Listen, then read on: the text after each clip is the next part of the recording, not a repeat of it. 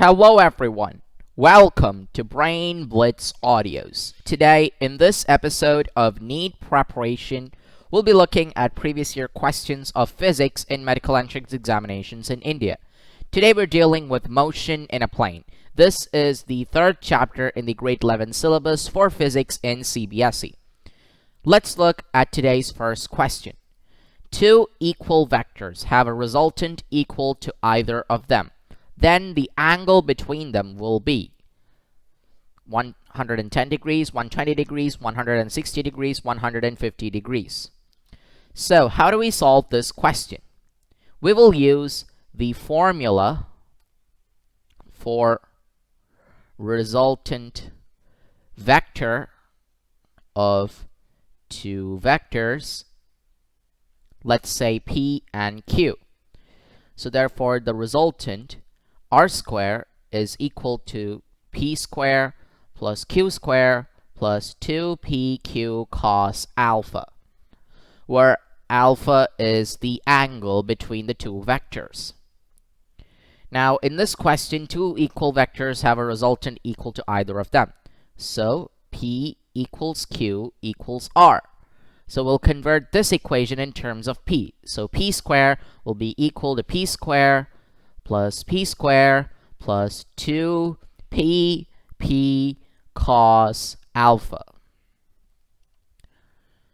Therefore, p square is equal to 2p square plus 2p square cos alpha. That means p square is equal to 2p square times 1 plus cos alpha. So we can cancel p square and p square. So 2 into 1 plus cos alpha is equal to 1. That means 1 plus cos alpha is equal to 1 by 2. Now, we can write 1 plus cos alpha as 2 cos square alpha by 2. So therefore, 2 cos square alpha by 2 is equal to 1 by 2. Therefore, cos square alpha by 2 is equal to 1 by 4. On taking square root on both sides, we get cos alpha by 2 equals 1 by 2. And 1 by 2 is the same as cos 60. So therefore, alpha by 2 is equal to 60 degrees, which means alpha is equal to 120 degrees. So therefore, the right option is option B, 120 degrees. Let's look at this question. A stone tied to the end of a string of 80 centimeters long is whirled in a horizontal circle with a constant speed. If the stone makes 14 revolutions in 25 seconds, then the magnitude of acceleration will be. So, in this question, you're basically asked to find out the magnitude of acceleration. In uniform circular motion, centripetal acceleration comes into play, and the formula for centripetal acceleration is equal to r omega square. Now omega, that is angular velocity, omega, that is angular frequency, can be written as 2 pi times linear frequency nu. And over here we have linear frequency, 14 revolutions in 25 seconds. We have r, that is 80 centimeters. And we have 2 and pi. So when we put in the values, r is 80 times 2 square is 4 times pi, we can write it as 22 by 7 into 22 divided by 7. And then nu is 14 by 5, so nu square is 14 by 5 times 14 by 25 times 14 by 25.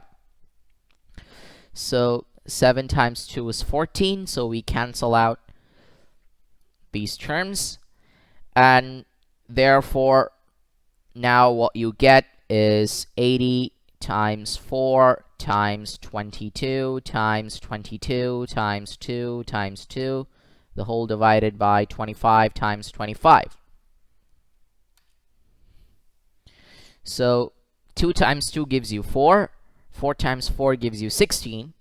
So you get 80 into 16 into 22 squared. 22 squared is 484. Divided by the square of 25 is 625. So let's take 484 times 16. So that gives you 24. 48 plus 150. And then 24 plus 5 is 29. 2904. Plus 4840. That gives you 4. 4. 9 plus 8 is 17. And 3 plus 4 is 7. So 7744. Now we just multiply 7744 with 8. So that is 32. 32 plus 3, 35. 56 plus 5, 61. And 56 plus 6, that is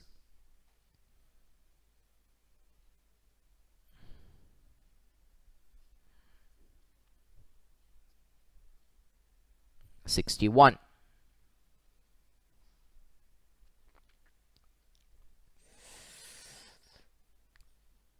Seven eighths are 56. 56 plus 5 is 61.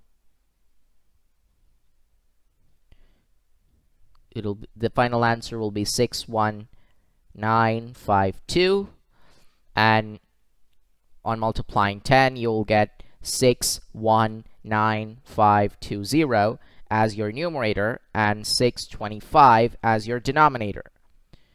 Let's start dividing them. So we take the first 4 digits, so that is 6195.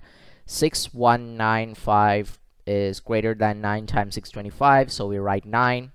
9 times 625 is 5630.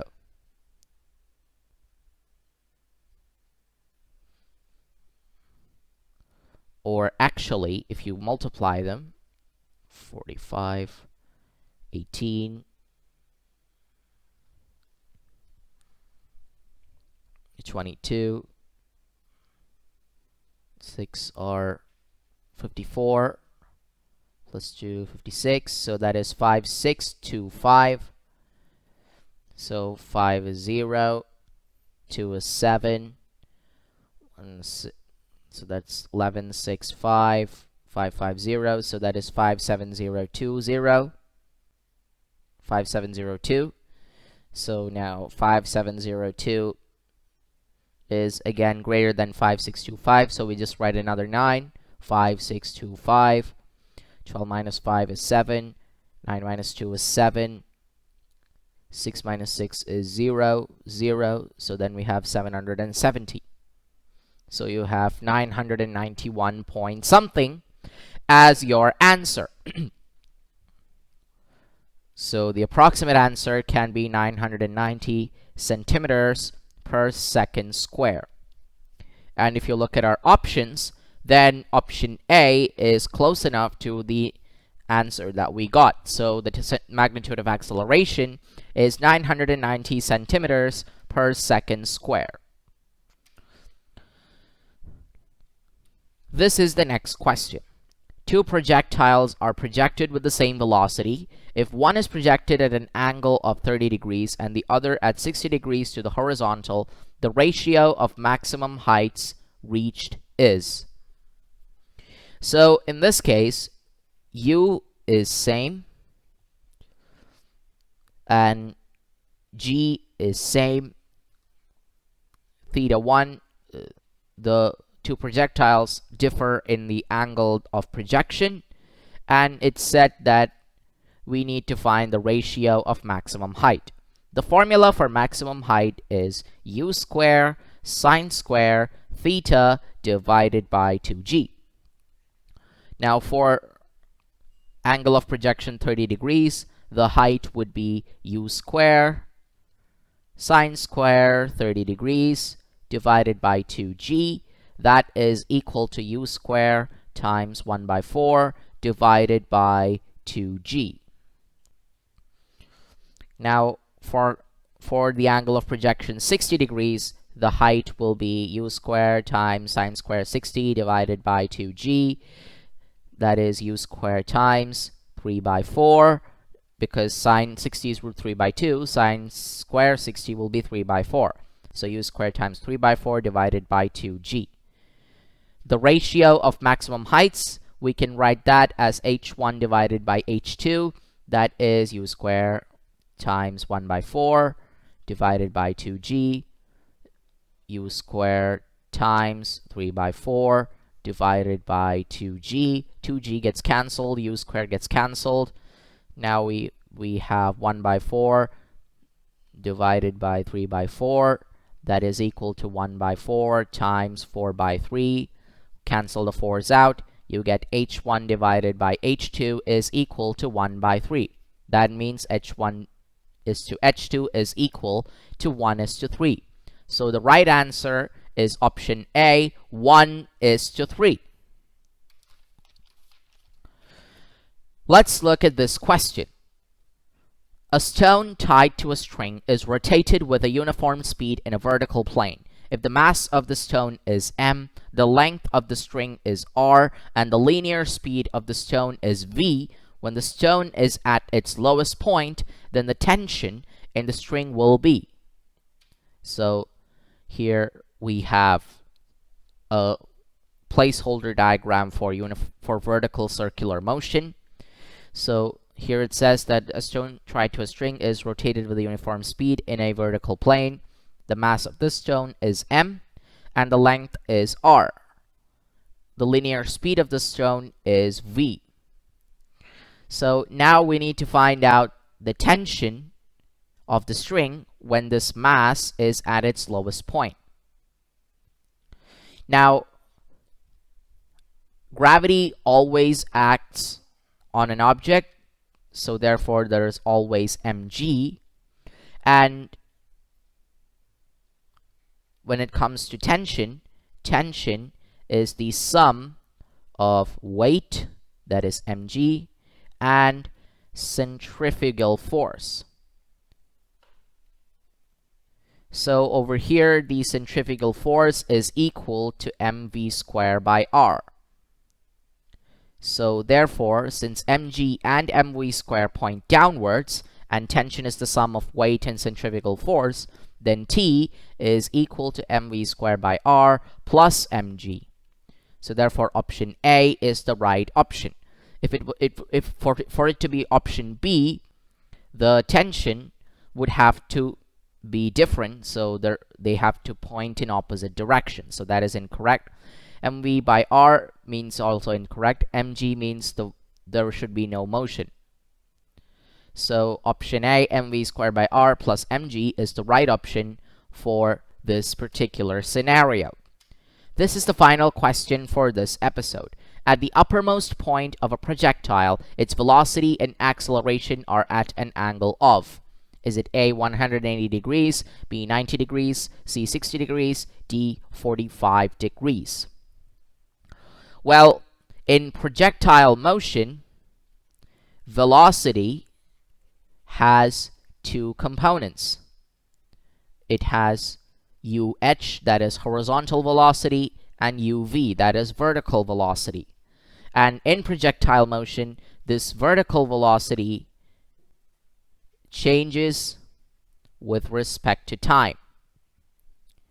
Now, for the graph showing projectile motion, you see that at the topmost point, the acceleration makes the vertical velocity as 0, while the horizontal velocity is constant. So as you can see, the downward acceleration is perpendicular to the velocity in horizontal direction. So the right answer is option B, 90 degrees. And that concludes this episode of NEET preparation. So if you want to access more of our useful and interesting content, then don't forget to subscribe to our channel, which is Brain Blitz Audios. So until the next webisode, take care, stay safe, bye-bye for now.